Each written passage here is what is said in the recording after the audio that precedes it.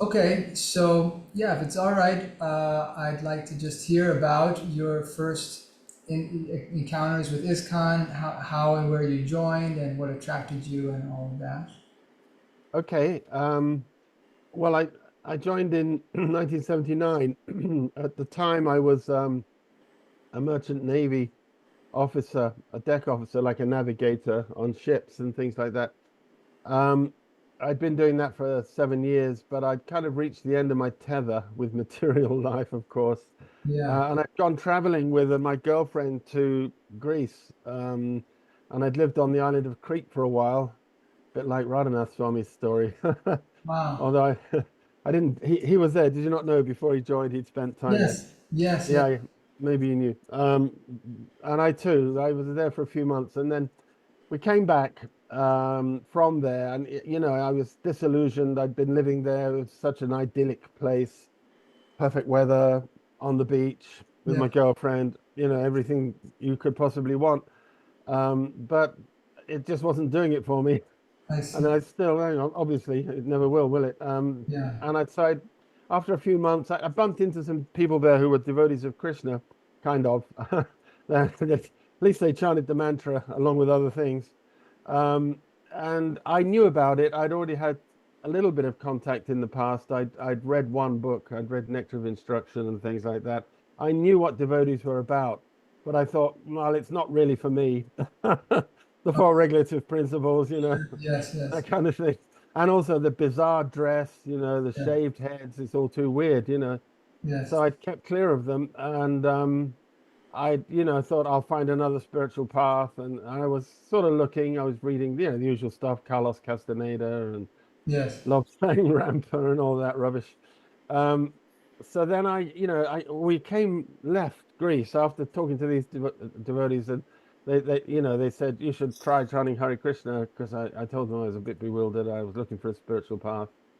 Mm. But I thought, yeah, maybe, because I still had this image in my head of the devotees, and what I thought was, no, they're too far out there for me. Yes. But Krishna had another plan because when I got back to England, I was hitchhiking. We were on South Coast, and we were just hitchhiking on the side of this motorway. Stood there for ages, actually, in the rain, and suddenly this van pulled up, and it had on the side of it Eastern Arts and Crafts. And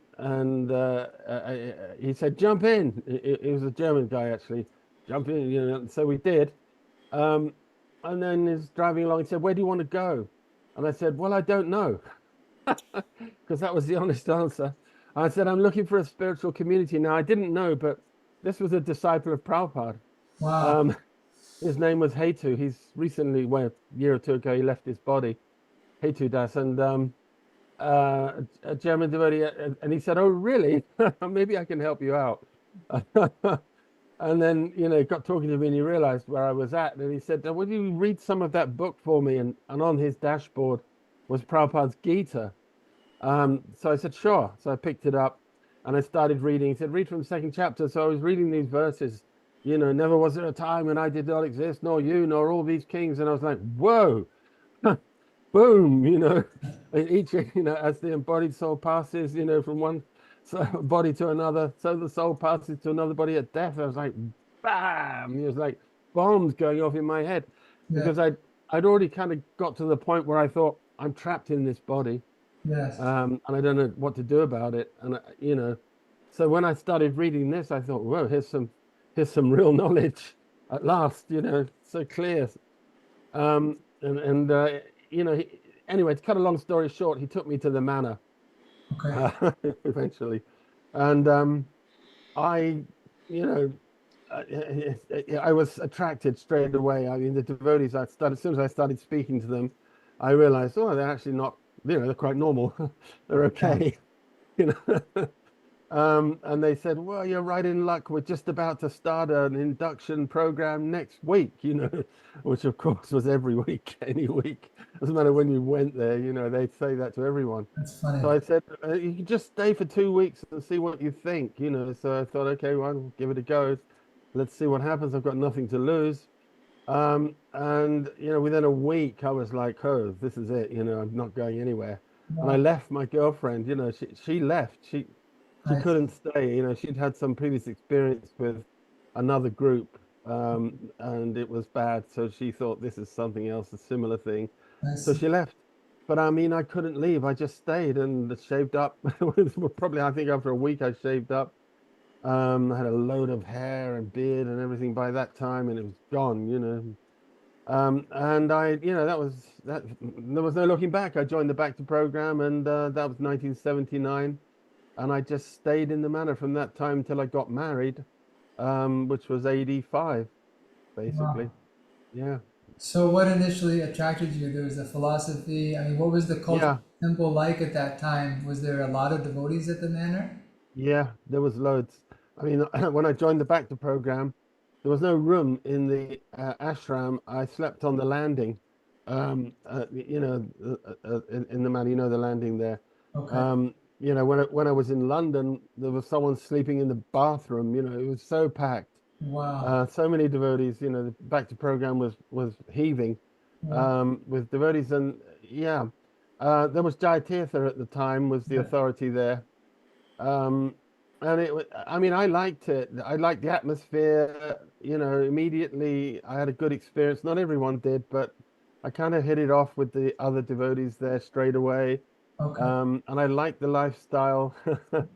As kind of strange as it was, it's still somehow or another, it was like, wow, putting on a glove, this is where I should be actually. This is, where I belong. And I loved it. I mean, I think in general, my experience as a brahmachari was overall good. I mean, there was some, yeah, it's like I mean, looking back on it now, I think, it could have been better in many ways. I enjoyed it. I enjoyed the institutional life, the camaraderie, Yeah. going out, traveling, the adventure, the Sankirtan and everything. But the spiritual input wasn't quite what it should be. I wasn't really trained in the core principles of bhakti, namely Shravanam, Kirtanam, Vishnu. It was much more about working, getting out there, collecting, and doing big. And, there wasn't much focus on, but I personally was mostly attracted to Prabhupada. I was, from that first experience of reading that Gita, I thought I want to hear more from this person. Yes. So I would acquire his lecture tapes. They were available in the temple, and I'd listen to those all the time. And it just blew my mind. I mean, Prabhupada's lectures from that day to this have blown my mind. Yes. They continue to do so. They're amazing, and that's what's I think sustained me, because obviously Jayatirtha fell down. Yes. A couple of years later, after I joined, then I took from Bhagavan. Yes. He came to England, and then he also left 5, 6 years later. And now I'm sort of between gurus. I'm taking shelter of Prabhupada, but I mean, he has been my shelter throughout, really, Hmm. essentially. Chai. Well, uh, I'm interested to hear a little bit more about what it was like for you when, uh, as, and also what it was like in the yatra there, as Jayatirtha Prabhu started to have some struggles because, at least from what I understand, he was one of the first to kind of start to show signs of difficulties. Um, and as a result of some of the things that were happening, there was an emergency GBC meeting in which they basically forced him to take sannyas. Do you remember that? Were you there at the time? Do you remember kind of what devotees were thinking and saying about that? And did you notice a change in him at that time? Um, I wouldn't say I perceived the change specifically in him. I mean, I do recall the time, and I remember the madness surrounding his shenanigans. Kirtans and things. Yeah, the kirtans. I was there, and this is a thing, that zonal acharyas had acquired this mystique, obviously. Uh huh. Um, and they were seen as the chosen ones. Now, I know that some some of them dispute this, but I was the soldier, they were the generals, and from the ground, that's how it was. And some of them really asserted that, like Bhagavan, so many of his god brothers had to leave the zone. I He see. was strong about that. Either you accept me I see. as Prabhupada's representative, or you go. And so they went. Jai Tirtha was a bit more kind of mellow. I mean, I don't want to point the finger at anyone. They've all got their Sure, different sure, moods, and sure, sure. Bhagavan, he was doing his best, and that's what he felt was the best way to do things. But they were seen as like the chosen ones, because there was this misconception at the time that Prabhupada had selected 11 successors, Yes, 11 gurus, yes, which is yes, now understood to have been a mistake. Tamal Krishna Maharaj in the famous Topanga talks, yes, yes. pointed out exactly what was supposed to be happening then. Um, and, they were just like selected as Ritviks. And then, of course, after Prabhupada left, they would become gurus. But that didn't mean that no one else should be guru. Prabhupada had given so many instructions prior to that Yeah, about the law of disciplic succession, that when the guru departs, then you can accept disciples and so on. So anyway, that's a contentious issue. But the point I'm making here is that the zonal acharyas were seen as gods. They were like up there. yes, So when Jai Tirtha started to flip out, because apparently, and I'm hearing these days that he was never stopped taking LSD, even after he joined. He'd yeah, been big, he'd been very big into drugs.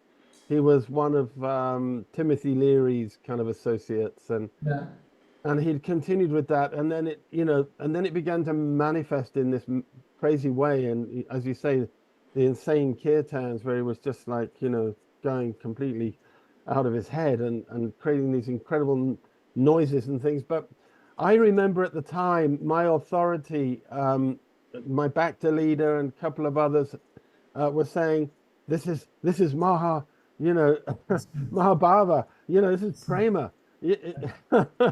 And I was like, "Oh, okay, fair enough, Um, so they could do no wrong. I mean, and the GBC, although they were aware of the problems, they had a policy of like, well, we're not going to tell anyone because will harm their faith. It won't, Yeah, so yeah, they would have meetings, and then they would have like, unpublished resolutions where they'd made these decisions about how to deal with it. And they were thinking that the individual would rectify, like Hamsa Duda, Jai Tirtha, the first ones to wobble. yeah, They thought, well, they'll give them a chance to rectify and everything, which of course didn't happen. But that everyone else, oblivious to the truth of the matter, just thought, well, they're the chosen ones. They're yeah, they're great. They're great souls. Even though they're doing this weird stuff. It's Leela. It's like whatever. yeah. But that was the mood, as it began to become apparent. Got it. Uh, that there was something wrong. I mean, obviously some of the God brothers immediately knew, but many didn't. It wasn't all of them, and it certainly wasn't the disciples. Actually, the GBC, I believe it was Jai Pataka Swami. Let me see if that's me. Is that your phone or is that my phone coming in I here? think it's yours. It's the messenger, isn't it? Something. Oh yeah, maybe it is Messenger. Okay, Yeah. you're right. Okay, 1 second. Um,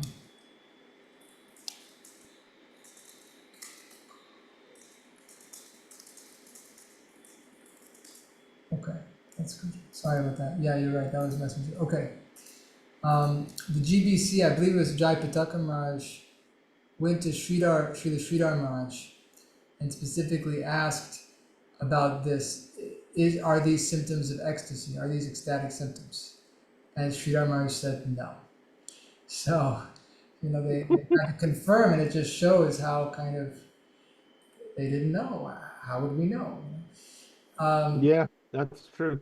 Another thing that I heard from Hari Sharipu when I did an interview with him was apparently, according to him, the devotees who did that first initial intervention meeting with Jayatirtha and ended up giving him sannyas, they were not aware of his drug use. No, right. That was a factor. That's what I heard. And so Yeah, I believe that. that's what he said was if they had known that, then they would have, acted differently. But because they just thought it was something else, they hope, well, maybe he'll improve and he'll kind of, No, at that time they may not, but I believe when they did discover it, they didn't immediately disclose it. uh-huh, That because there was a concern, yeah. that the philosophy at the time was, well, what about the disciples? What are we going to do? Better if he can be rectified, and they don't have their faith smashed by this ghastly revelation. Which is So there ironic was that was because going on. Yeah, in one sense, by prolonging it so much and then keeping this propped up image of purity, it actually had the opposite effect. Devotees, I think the damage to the faith was much worse. was worse. Yeah, especially in the longer term. It's a fact. But yeah, I mean, eventually it had to come out. Well, I was in India at the time when Jayatirtha, I was in Mayapur when Jayatirtha left and went to Sridhar Swami's ashram. Uh-huh. You Um, were I, in Mayapur. I was there, yeah, Oh, wow. and they were going. I mean, the bulk of his disciples went with him, and a lot of them, crossed over to the to Sridhar Swami's ashram where he was taking shelter. And I was going to go actually. His one of his senior disciples had said to me, "Come on, let's go. This is you can't stay here. The GBC have lost the plot, etc." Wow. But there was a senior Prabhupada disciple came up to me at the time, Danavir actually, and Oh, said, wow. "Yeah," he said, "Well, yeah, you go. It's fine, but before you go, just come and hear what the GBC have to say." I see. And had my suitcase in my hand. I was walking through the lotus gardens, and he said, "Just leave your suitcase there. It'll be safe. Don't worry. Put it under that bench." So I said, "Oh, okay, fair enough." Then I did, and I went into the meeting, with the GBC where they were spilling the beans, I see. about Jayatirtha, and then when I heard that, I thought, "Oh well, okay." So what did they Maybe say? They then finally they what just told him. They just said he's taking drugs and he's falling down, and yes. and that was, not everyone there took it well, um, but You mean but I just disciples? believe, Not all. sorry. You mean not among his disciples who were there, not all of them took it well? No, some of them thought, that the GBC are, making stuff up or something like that, and Conspiracy against him or something. yeah, yeah, but I believed it. I thought, yeah, okay, fair enough, People, and I didn't bother going. Then I just went, put my suitcase back in the ashram, and I see. stayed in the stayed in the temple. But a lot went. I mean, my wife went. She went to Nepal with. She wasn't in Mayapur at the time, but then they came to England. Disciples who were still loyal to him and rounded up as many as they could, and they all flew out to Nepal where he was living. And then he really went nuts there. He was having illicit sex with the disciples and taking, obviously drugs and everything. But they still kept following him. I mean, this is the brainwashing that took place at the time. I That see. you were so brainwashed into thinking that these are Mahabhagavats, these are Uttama Adhikaris, these are, pure devotees. I mean, when I joined, they were giving out BTGs on the street. And on the back page, the whole back cover of the BTG was a picture of Jayatirtha I see. sitting on the Vyasa, meet a pure devotee. I You see. know, so they lasted with him, even though he was getting into all this craziness for Yeah, like 9 months. It went on, I see. and a lot of them lost their faith. A couple of them committed suicide. It was grim. It was a grim situation. And some of them came back. Unfortunately, she was one of them. The only reason she came back is because she had nowhere else to go, because her, she'd burnt her bridges with her family. She was from an Iranian family, and she couldn't go back there, so she Wow. came back to the temple, and carried on somehow, even though she more or less thought that these guys are crazy. I don't know what I've done. What have I got myself into here? Wow. Yeah. Yeah, sorry, 1 second, Drew. My son just came in and No he problem. needs some attention. Um, yes, the culture, such a culture of blind following and not having any real, I mean, like you said, for you, hearing from Srila Prabhupada and developing that relationship, it sounds like it protected you from getting too bewildered.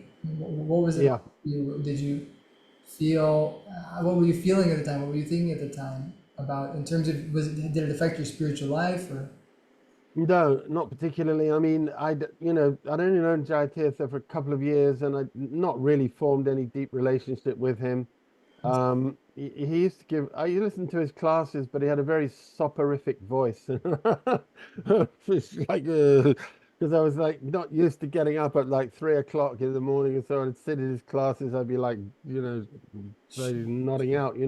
sure? Don't really, uh, you know, I never really connected with him I, in any kind of deep way, and we didn't have a personal relationship. I mean, I don't think he knew me very well at all, and he was back and forth because he wasn't just in England. He had South Africa. He had other places where he was going. Um, so we didn't see him all the time, and I was traveling, okay, so it didn't hit me hard. I can't say it was a really big blow. got it, I just kind of carried on. got it.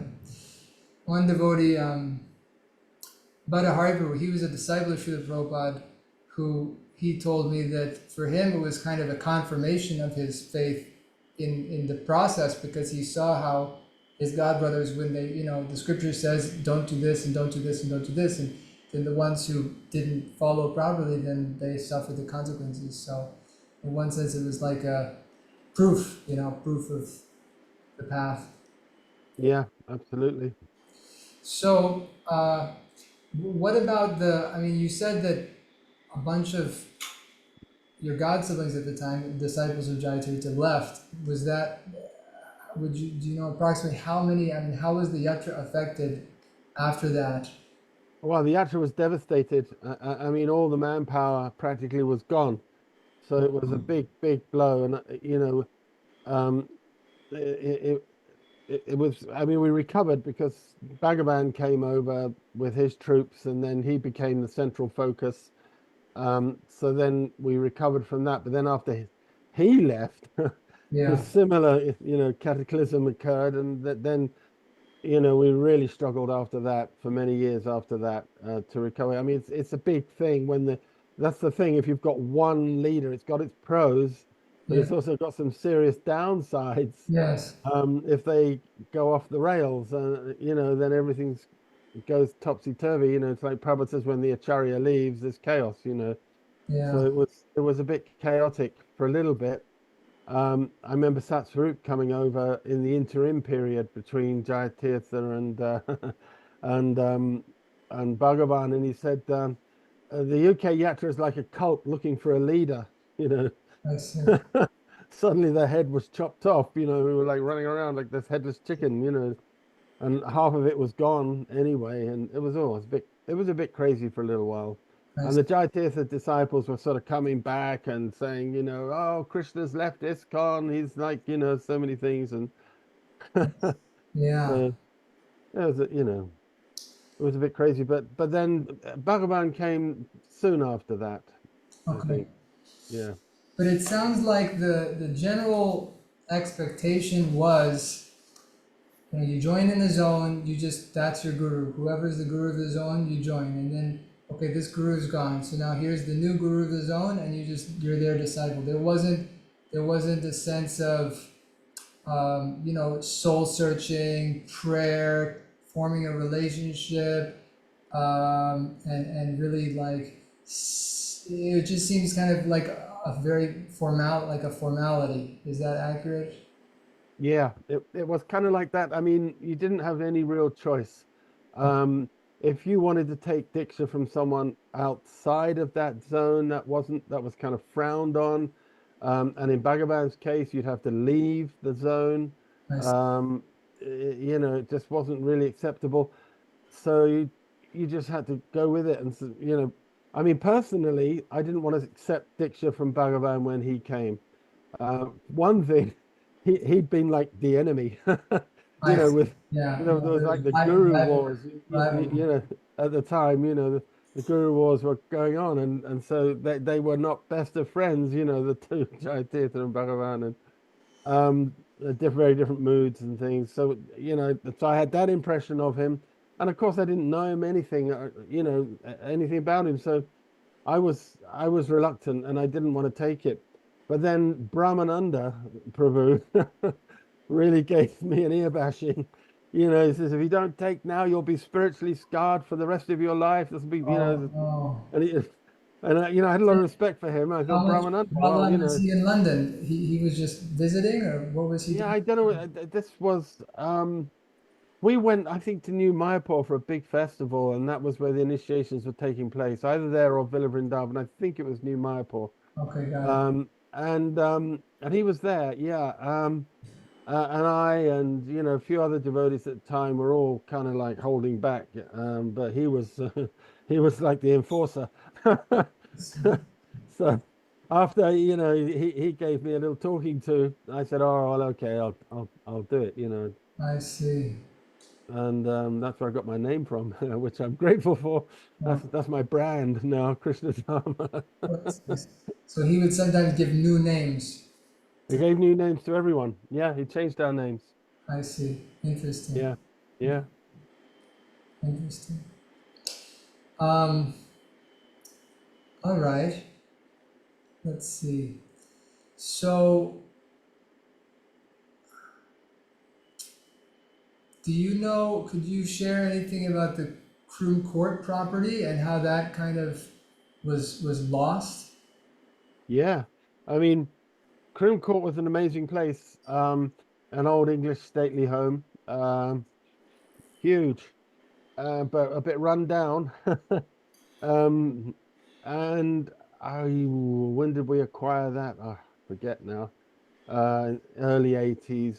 Um, so it was okay. I mean, it had a huge overhead. I remember at the time when it was finally disposed of, it was costing £25,000 a month, Wow. in the region of, and it was, I mean, that's way back in the early 80s. So you can Yeah. imagine how much that is now. It's Huge. just a Yeah. huge amount. So it put a lot of pressure on us, to collect Lakshmi, and we were, you know, going. I mean, the way things went when Prabhupada was around, people would go out for 8 hours doing kirtan, and then when the big leaders took over, it transformed into going onto the streets selling books, which okay was fine, but then gradually we were doing that for a little while, and then the books were sort of like, okay, we can't afford books because of we had this infrastructure of Croom Court and Bhaktivedanta Manor and Soho Street.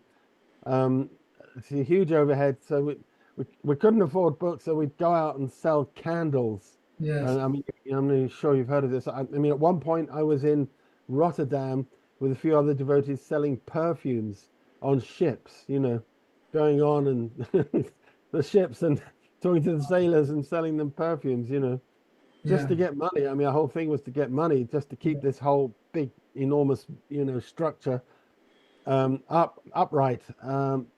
So inevitably, it was going to. It eventually proved, even while Bhagavan was still present, it proved beyond us, Yes. to maintain that place. It was kind of a nice place. It was definitely an overreach purchasing it. It Got was not intelligent, I don't think. I mean, you know, things seemed to be going so well. I mean, Bhagavan, all these thousands of people that he had, different devotees who were making a lot of devotees. And so he thought, well, yeah, I mean, it's what Prabhupada wants. He wants think big, take Yes. risks for Krishna and everything else. But it wasn't thought through very carefully, Got because those kinds of buildings required tremendous maintenance. Yeah. Even what we were paying wasn't sufficient really to keep it in good shape. It needed so much work doing on it and everything else that it was not a good idea to buy that. We should have grown more organically, Yeah. solidified what we had, and so on. Boiled the milk. I mean, Prabhupada spoke about boiling the milk Yeah. in 1972.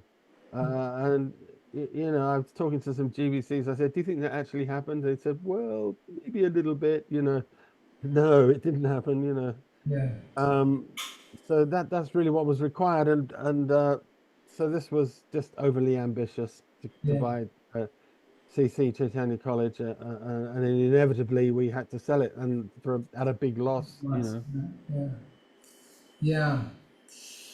All right. Well, maybe jumping ahead, you mentioned that after Bhagavan Prabhu left, you started a preaching center. And you and your wife, I think, together. Is that right? You did some. Yeah, we did it. We opened it whilst he was still actually active. In '86 we went there, and he left in '87, so it's a year later. Okay. Um, yeah, we went to Manchester, and opened a little temple there, where we remained, in fact, for 15 years. Wow. Were there Um, other devotees there, or you just went there kind of as pioneers? yeah, well, we did. I mean, we initially it was like a Sankirtan base, because the Yatra was all united under the one leader. So we were part of that, and we would get people come out and do Sankirtan there and everything, and help us with the center. But then when Bhagavan left, things became rather disassembled, and it was very difficult. It became difficult because each to their own. It was like survival mode. The Yeah. manor was just trying to survive, and we were kind of left high and dry. Uh, but that was okay.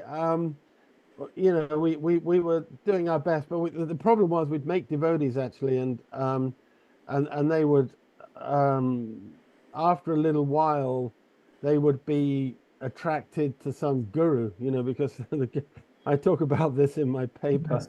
Yeah. um, and it wouldn't be me. I mean, I wasn't an approved guru, and I didn't, I mean, I couldn't have been anyway, but I didn't really want to be.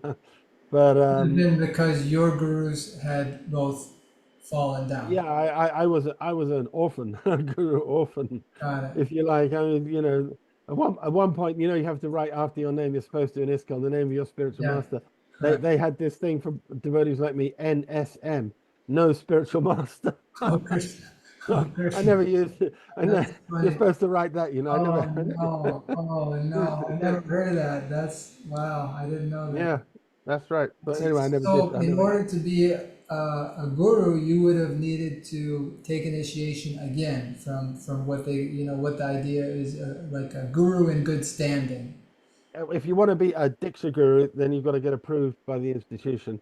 And for that to happen, you've really got to be a Prabhupada disciple. If you want to be a second generation guru, um, yeah, they're kind of like getting a bit more open to the idea now. But obviously you've got to get permission from your own guru.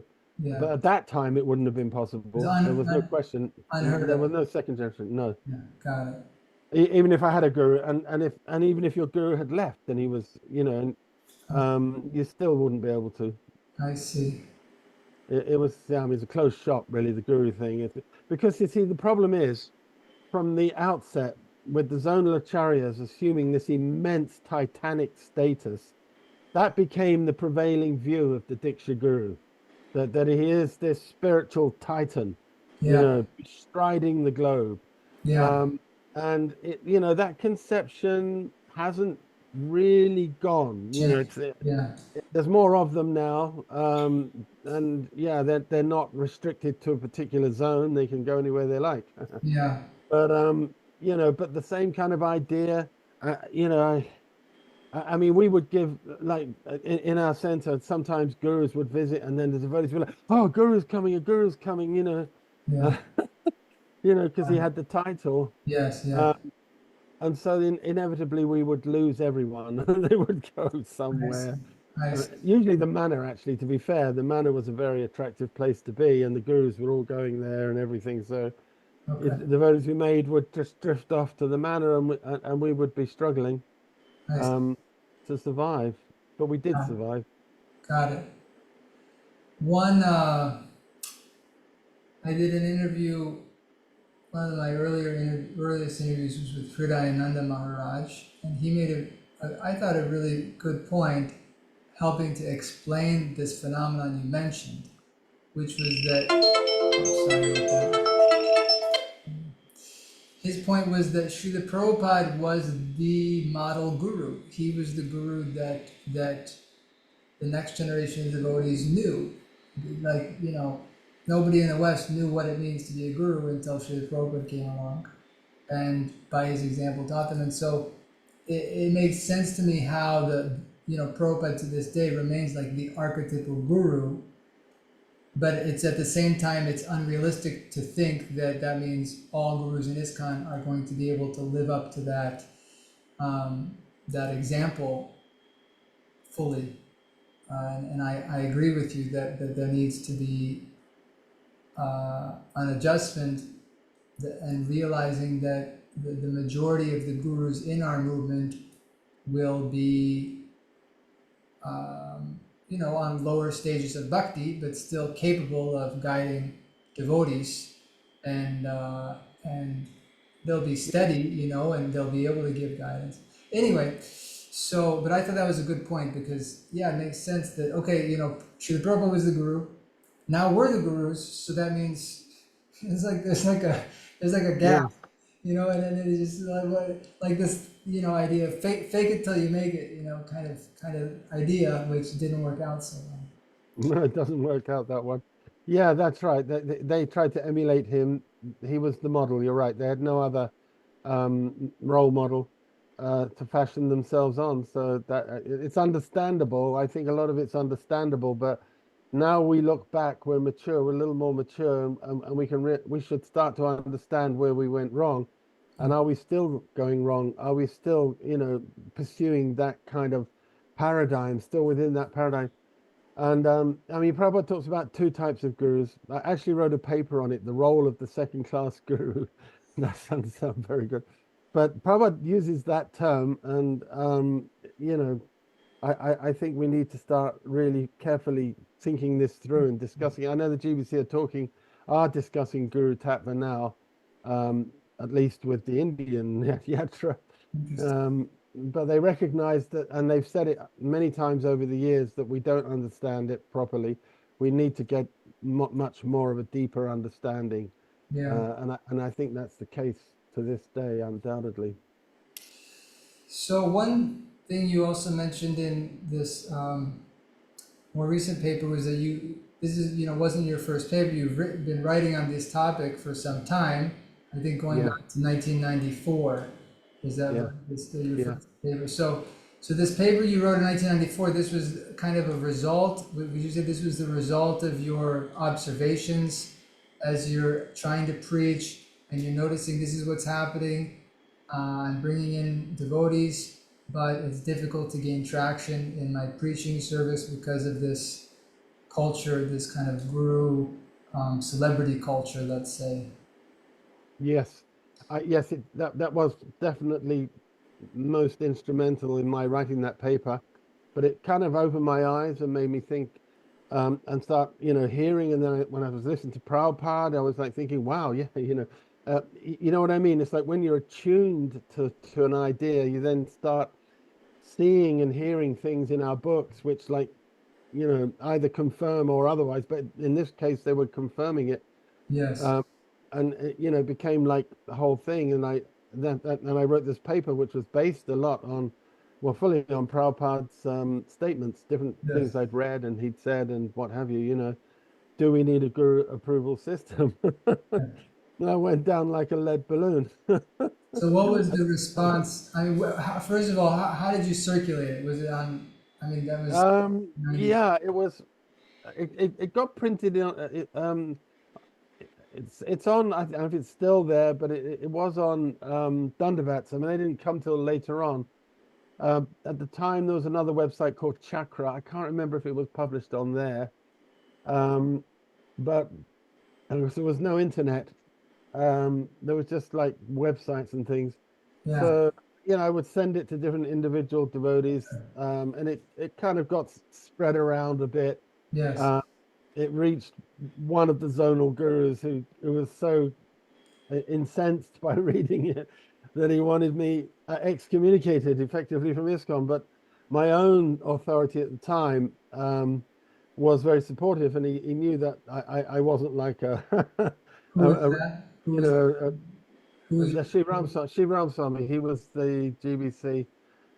He liked it actually at the time. I think his views have maybe changed a bit since then, but at the time he said, let's make this into a proposal for the GBC, which he sponsored. He actually sponsored it. And, but I mean, it didn't get anywhere at all, of course. But he saved me from being kicked out of ISKCON at least, That's nice. which could have happened. Yeah. Hare Krishna. All right, so you're in Manchester for I was actually the zonal, not the zonal, what do they call it then? The national secretary. At that time, I was a TP. I was a director of ISKCON.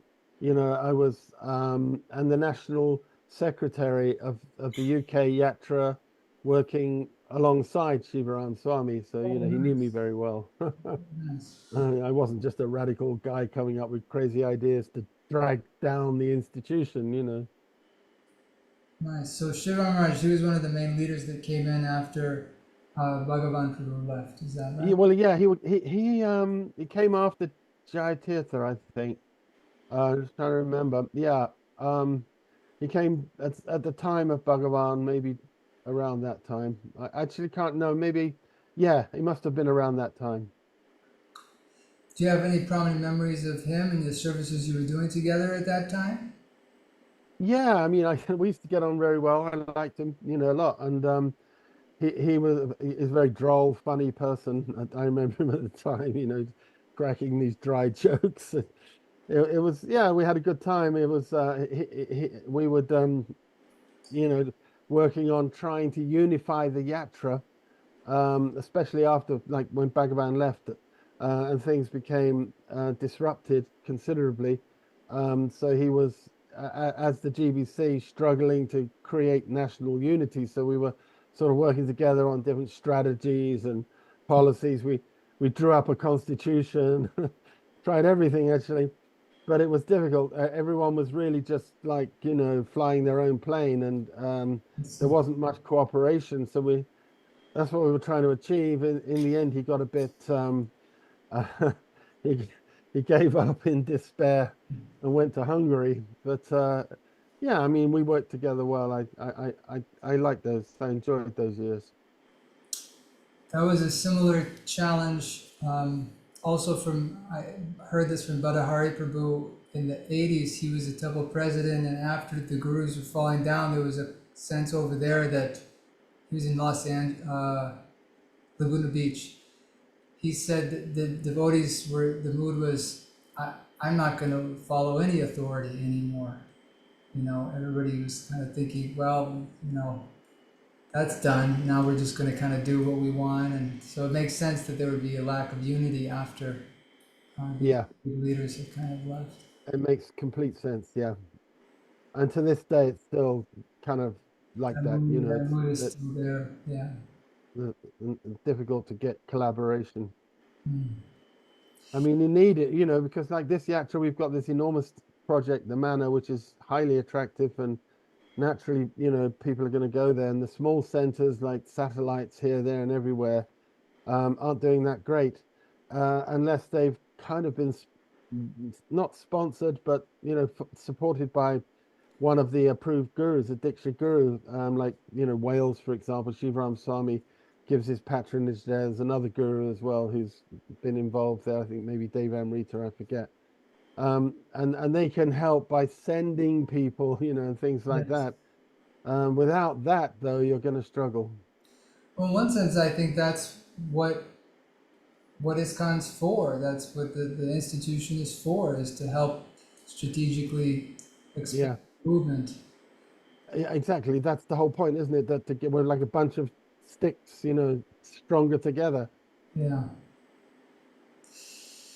All right. Well, I'm interested to hear if you have a little time, more time, to hear how you got into writing and how that became one of your main services. I mean, it's such an amazing contribution you've made. I Thank think you. Yeah, thank you. the Well, writing, yeah, I mean, I always liked writing before I, joined. I used to dabble in it a little bit. Um, and I would write papers and things before, as you know, in '94 I wrote the paper. Before that, I was writing other things. I wrote some papers on Varnashram and on food for life, all kinds of stuff, really. Um, Articles, um, op-ed pieces, opinion pieces and things. And then I read the Ramayana. I got hold of the Gita Press version of the Ramayana. Um, and I really like classical poetry, classical literature. I used to read the ancient Greeks and all yes, that kind of thing, Sophocles and whatever. And the language, this was sort of, Victorian language, and I just loved it. And the language appealed, and then of course the subject matter as well of the Ramayana. I just loved it. It was just such an amazing read for me. This book about Lord Ram, it moved me very deeply, and and I thought, oh, I really got to share this with others because it's so far out, and I think it could really be a big seller, a bestseller. yeah. People would love it. But it's it's in stilted English, which I liked, but I knew most people wouldn't read it, didn't like it. So I thought, well, let me try to modernize it. Let me write it as a sort of modern novel, um, and see if I can get it published. So I did, and this was like '98, Okay, and then I kind of touted it around a few publishers, to see if they'd be interested, and there was no real interest. Um, Out there, and then I came across a devotee, Advaita Charya, Advaita Chandra now, and he was running a little publishing business, and he said, "Yeah, let's do it." He took it on and published it, and started to distribute it around ISKCON. And then he was the one who, and it became, as you know, people liked it, and yeah, thankfully it did quite well. And then he suggested I wasn't going to write the Mahabharata. Actually, I'd actually got hold of the copy of the Mahabharata in 5 volumes of Dutt by this, okay, yes, I've heard yeah, of it.